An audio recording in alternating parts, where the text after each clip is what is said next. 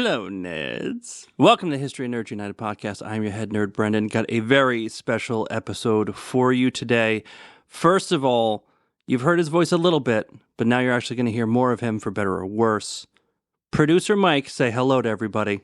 Hey, everybody. How you doing? We have another special guest, our best friend of just way too many years, Dr. Robert William Bialis. Hey, everybody. Pleasure to be here. We'll be calling him Bobo. It's a thing. Don't worry about it. We're not going to get into it. So we're turning the mic around. Mike and I are going to answer questions today to wrap up season 1. It's been a crazy first season. Want to thank every single subscriber, everybody who just listened even for 5 minutes. Want to thank every guest, author, podcaster that came on and gave us the time of day. Season 2 is going to come up in January. You're going to love it. We've already recorded a bunch of great podcasts for it. But for right now, let's do kind of a season in review. Bobo, over to you, buddy. All right. We've got a few questions from the listeners. We've got a few questions that Mike and Brendan want to talk about, and a few from me because I happen to know them fairly well. But we're going to start out a little bit of a softball. Brendan, talk a little bit about how the blog got started. Talk about what led to the podcast. How did Mike get involved? That sort of thing. Great question, Bobo. I'm glad I told you to ask it. This is just a side gig that got out of control in a great way. It was basically out of spite of bad Amazon reviews. Reading history books, there aren't a lot of reviews. And I remember going on Amazon and I tried to find a new book and look, and there'd be 5 reviews, and 3 of them were, my Kindle didn't start, so this book is terrible. And I just felt like there was a better way to do this. I wanted to have somewhere to go, and I figured, let's make it. What I found and just did not expect at all was, let's reach out to some authors, see if they'll answer some questions. And the very first, which we haven't put this one up as an actual podcast yet, but we will, author Mike Dash, I emailed him, said, can I email you some questions? He came right back same day and said, why don't we just hop on the phone and just talk through these questions? I had to call Mike right up because I didn't know how to do any of this at all.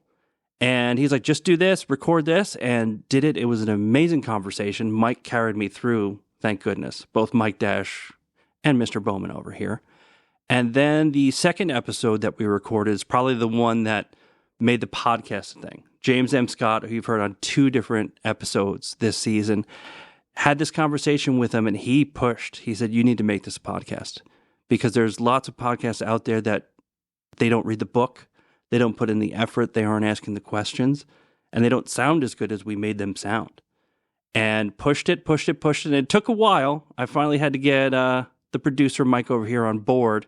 But once we started figuring out that we can do it, it has gone insane from there. All right, over to then to Mike. What, as you got more involved, at what point did you realize you were basically the producer hand-holding for Brendan? At what point was it just, I can help you out? Talk about how that transition went. I think Brendan kind of touched on it in the beginning, talking about the Mike Dash podcast. That one was actually pretty raw. In fact, I went back recently and listened to it, and I do have my work cut out for me to make that one listenable because of the quality of it. But I didn't really have to do hand-holding with Brendan. He kind of always had a vision for it the moment that he decided that it was going to be a thing. I think in the beginning, it was just more of coaching on kind of where do you plug in a microphone and how far away do you hold it from yourself and how level, how high should the level be? And then it turned into, I can help you make that sound good. And then it was basically him asking me, do I want to be a part of it? And after I listened to it, and obviously I'd been a part of it since the beginning and going through the ideas that he had and hearing the feedback from, Mike Dash and a couple of the other guys, it was a no-brainer for me to do it. And the thing about that too is Mike and I, if you've ever met us, we have very strong personalities. And it was something we had to talk about. We've been friends for 25 years. You know us. And it was, are we going to butt heads? Is this going to be a problem? And the thing is, it really hasn't been because Mike and I both have 2 sides of this. Right. So he's got the sound, the production and everything like that. And I've got the interview, reading the books and everything. I want nothing to do with figuring out the sound or editing this. I don't want to read books. So it just worked out perfect. And we basically stay out of each other's lane unless one of us reaches out to the other and says, hey, what do you think about this? What do you think about this? So we both get to be creative in our own way. And luckily, the other one wants nothing to do with that type of creativity. Also, I would say too, free time is limited, right? So when you undertake something like this and you want to, first and foremost, if you're doing a podcast or anything that, is subscriber based, you have to hit your mark, right? If you say you're going to put it out every other week, you got to be ready every other week, right? And so there's a commitment there that you have to make, right? And now that it's in the public eye, there's no sick days. There's no, oh, you know what? I'm not really into it this week, or we didn't really get anything good. You got to hit your mark. So the fact that we have stayed out of each other's lane, I think has helped us to give ourselves the time to prioritize and set ourselves up for that kind of success. Because if I had to read the book, interview the author, edit the podcast, publish it, do all the social media like Brendan does, I wouldn't be able to do it. There's no way. I don't think that one person could be successful in this for all of the various undertakings that we do, be it the website, the blog, Instagram, Twitter, all of the various streaming platforms, etc. All right. So as you rattled off your list of responsibilities, the other softball question that Brendan wrote for himself, talk a little bit about what your best part is, what's your worst part. You just gave yourself 20 jobs, I think, in that, so maybe starting with Mike. I think the best part for me is the audio engineering and editing. That's kind of something that I've grown into as I've gotten older that I love. I went to college for music and I always kind of messed around in a project studio in some capacity. Having the kind of the pressure to finish something and put the period at the end of the sentence and then hearing the final finished product once, you go on Spotify or Apple or Amazon, you name it, and you press the play button and you hear what you did. It's kind of rewarding in that regard. So for me, that's the best. The worst part is, I'm not calling anyone out specifically, but there are some times where the edits can be a little bit challenging. And whereas typically it could take 2 to 3 hours, sometimes it's a little bit more and it could take 4 to 5, 6 hours. It's a couple of day process. So it is a bit of a labor of love, but that's a lot of time commitment, on a weekly basis. But aside from that, there really is no bad. Best part is talking to authors because we don't reach out to anyone if we didn't love the book and it wasn't going to be interesting to talk about. Which means I'm always talking to people that I have a lot of respect for, and all I have to do is ask questions, right? I've said it before, I stand on the shoulder of giants. They write the book, I read the book, come up with 8 to 10 questions, and then just listen to them talk. I don't have to be an expert in anything, and I'm not. So I just talk to them, let them talk about things that they're experts on, and it comes off great. The worst part is absolutely social media. I would not be on social media if not for the podcast. And the social media is the part that is grueling from time to time. It's great when people are reaching out and saying, hey, I love it, and subscribing and talking about it. That's fantastic. But just as Mike mentioned, when we started this, we said any dates that we put out there, we're going to hit regardless. Whatever's going on, we have to be prepared for it. We're sick for a week. We better have something already recorded so that we can put it out that week. And it's one of the proudest things about this is we've never missed a day. We've never missed a day for a review, for a podcast, for the History Nerd Nuggets on social media. Once we start them, we keep going.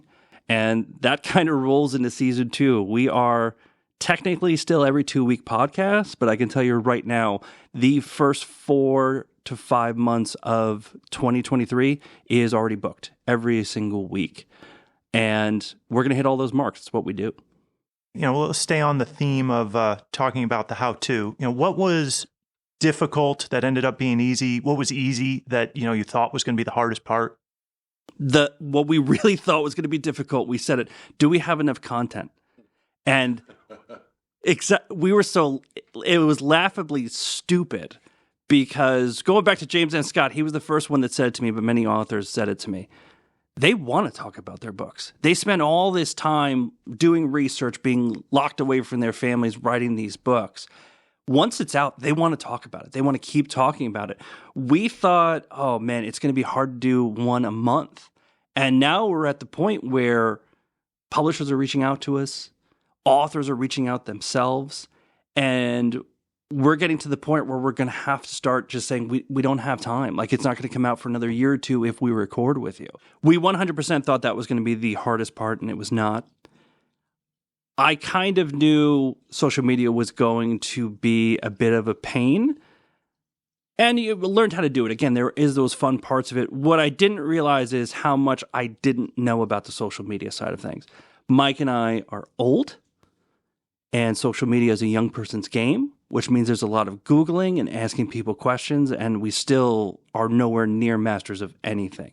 But you just kind of keep pushing through because it's part of the game, right? For every dream job you have, there's always a downside to it. And for me, this is the downside to it.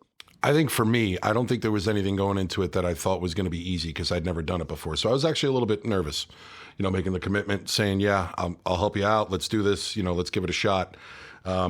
What turned out to be a lot easier, though, than I thought it would be was getting Brendan to embrace technology and how he's been able to set things up and get things recorded, and the quality that, the way that we work is Brendan will conduct an interview and then, via the wonders of the internet, he just sends me files. And the files that I get from him, for the most part, are super clean, super easy to work with. They're synced up very well. And I honestly thought, giving a quote layperson when it comes to audio, the instructions and the responsibility on how to do it, I thought it'd be a challenge. But I hate to give him credit. He's done a very good job with it.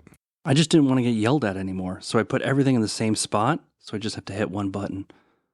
Highly recommend that for anything. Okay. You talked through the hardest part. The things you thought, you wouldn't be able to get. What did you learn other than put things in one spot? That's a pretty generalized lesson. Oh, dear Lord. There was a lot of lessons this year. I mean, the first one is, if you've never heard of it, NetGalley. If you are a reviewer, there is a website called NetGalley, and there's a few other like this, but I like NetGalley the best, where if you have a social media presence, if you write reviews, if you're on Goodreads, they'll send you free books digitally. And I am, you both know this, a complete book addict. I have way too many books. It's weird. I'm fine with it, but other people are weirded out by it. And I spent money on a lot of those because the library is very far away.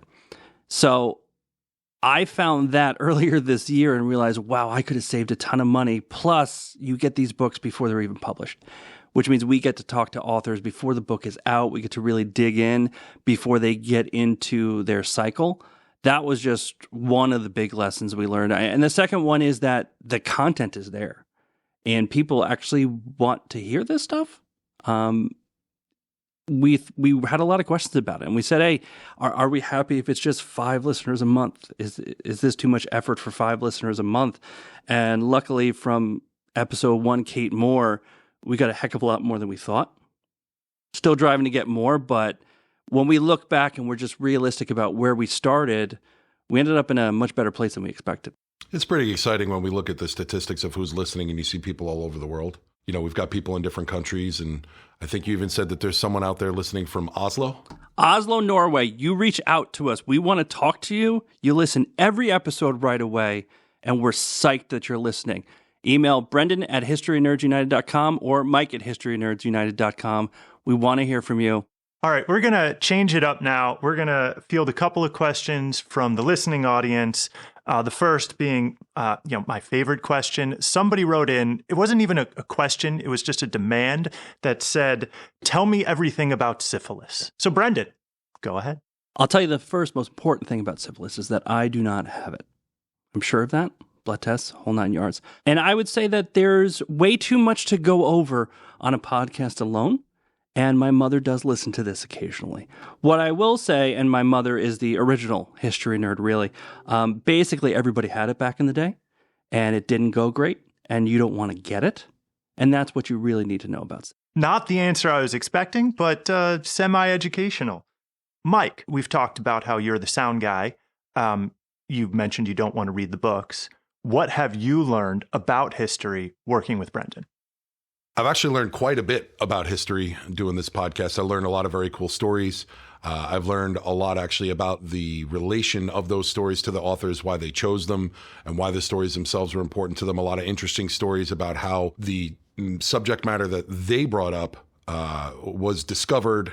A lot of it was happenstance. A lot of it was stuff that was put on the back burner that turned into these, really well-received and well-reviewed and sometimes award-winning books. The most important thing that I learned is that the human condition remains the same no matter what time period that it's in. People are who they are. I think the only variance is technology and how that plays in, but human nature is human nature, and that doesn't seem to have changed that much over time. Well, I'm not going to let you off the hook because it sounds like you don't read it all, but you did read at least one book this year, Dave Grohl's Storyteller. Right. Great book. And I'm going to say this. Dave Grohl is your hero besides Barney the Dinosaur. So what I want to do is put this out into the world. If anyone has any connection to Dave Grohl, and we can even get him on for 5 minutes onto this podcast, it will make Mike's life. Like, you don't understand. He will work forever for free if we can do that. So I am asking as a personal favor, if you know Dave Grohl or can get to somebody who does, let him know how good this is and we want him on. Even you, Oslo. Okay, next up, question for Brendan, just simply put from one of the listeners. Hamilton or Burr?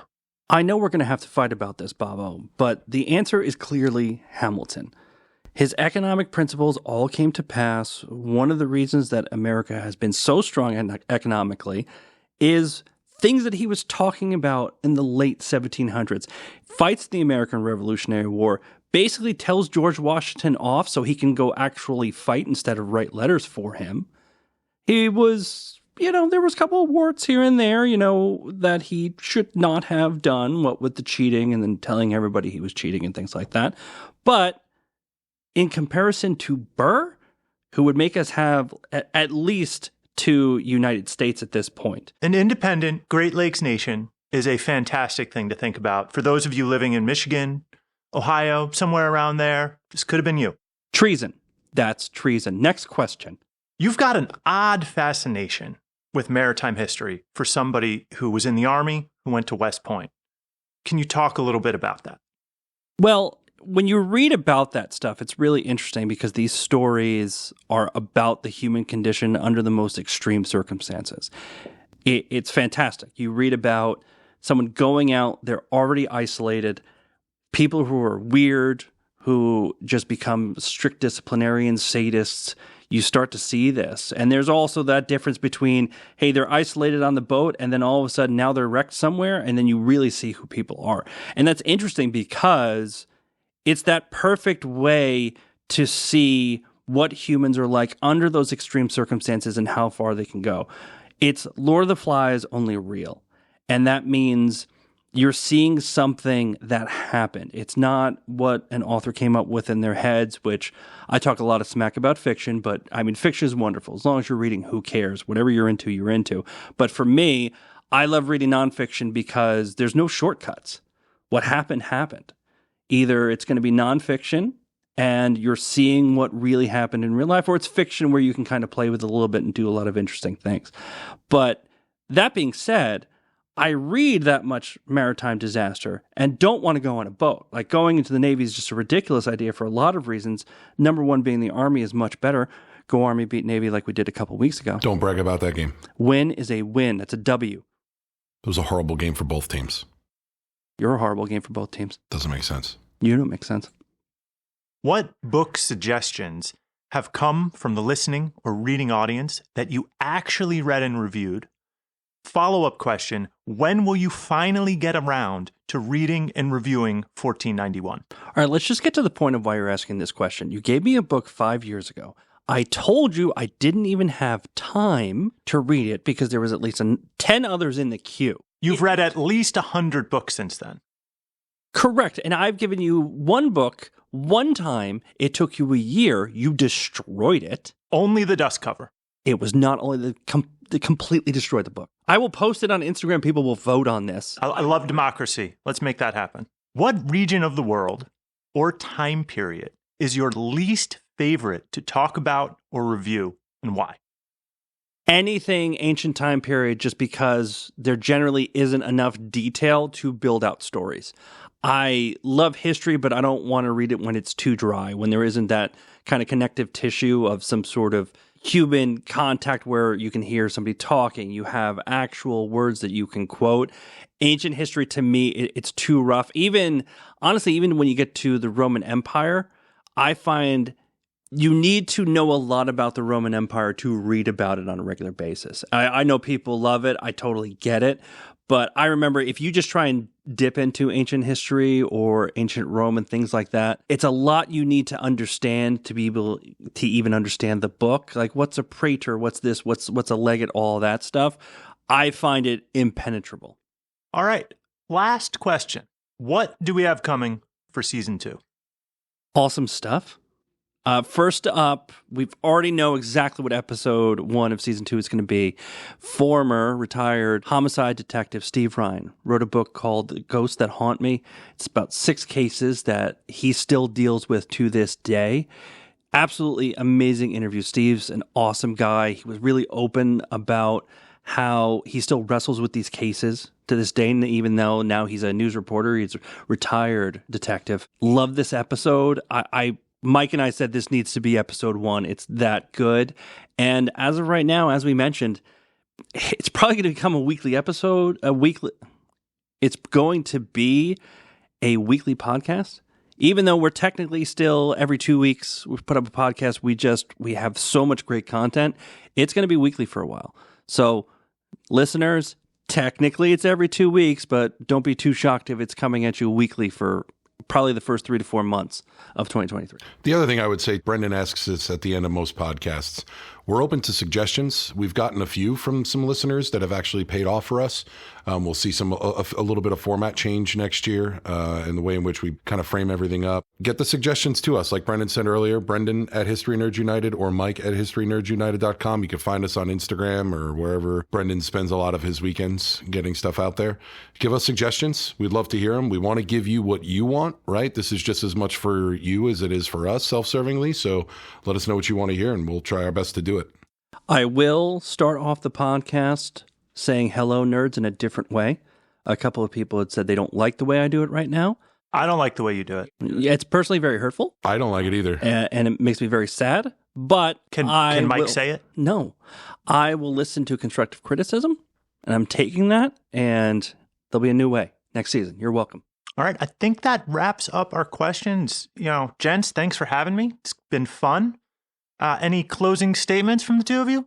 We got to do thank yous. We have a lot of thank yous. First off, subscribers, listeners, we love you, right? Please keep coming back. As Mike said, if there's something we're doing that you want more of, something you want less of, you have ideas, we want them. Email us. We currently have a 100% response rate, and I'm telling you, we're going to keep having a 100% response rate. That's what we do. I want to call out a few specific people, though. All right. First, Kevin Prunty, one of our number 1 fans. We have a few number 1 fans. I know the math doesn't work out on that, but I'm a history person, not a math person. Kevin Prunty. Jordana Sloan's out there in Wales. Just found us, started listening to us. She tells us stuff. She gives us ideas. Couldn't do it without her. Mike Barnett, my West Point buddy, is constantly giving us feedback, good, negative, the whole 9 yards. Really appreciate it. Our old friend, the 3 of us know him, Eddie Stapleton, have known him for years. He's given us a lot of help on the business side of things, how to do this thing right. Couldn't do it without him. I'm calling you out again, Oslo, Norway. We better hear from you. We love you. We don't know who you are, but we love you, and you should know that. Want to call out a few of my Instagram friends who are taking time out of their day to talk us up, even if I'm not sure they're listening themselves. But I'll tell them they're getting called out on this, so maybe they'll listen. So specifically, Speed Reads Graham, JJ Smack. She asked the syphilis question, by the way. I want to make that clear that was her. She wanted information on syphilis. Thick Thighs, Thicker Reads. Yep, everybody loves that one. Every time I say it anywhere, they're like, this is my new favorite Instagram, and she's fantastic. And AK Mac Reads. And before we sign off, Mike and I definitely have to give a huge thank you to our better halves and our children for the time where we kick them out of the house so that we can record, or when we nerd out and start talking about things that they don't want to hear. Jackie, for me, thank goodness. My daughter, Maggie, who tells me I'm doing a great job, even though she's listened to absolutely nothing. Mike? Jess, Amaya, and Nora, thank you very much. Bobo, thank you. I don't love this, and we're never going to do this again, but we really appreciate you coming in. Yeah, I couldn't agree more. This has been awkward at best. Thank you. You're welcome. All right, until season 2, thank you so much, nerds. Stay cool.